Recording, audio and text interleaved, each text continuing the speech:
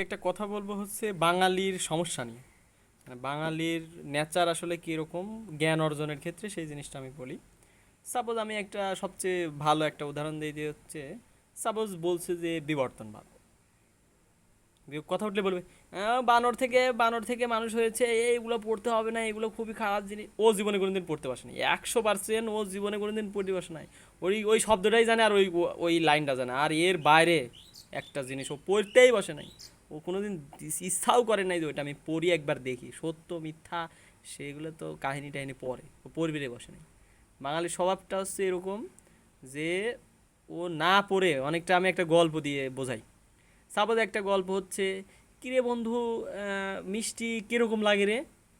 ও বলবে যে হচ্ছে সেই স্বাদ, এত স্বাদ, মিষ্টি লাগে, মানে মিষ্টি মিষ্টি লাগে। তো বলবে যে তুই খাইছিলি নাকি? না, খাই নাই, ওই যে আমার ভাই হচ্ছে বাজারে গিয়েছিল, ওই বাজারে যায় একজনের খাতি দেখিছিল, এই জন্যই মিষ্টি লাগে।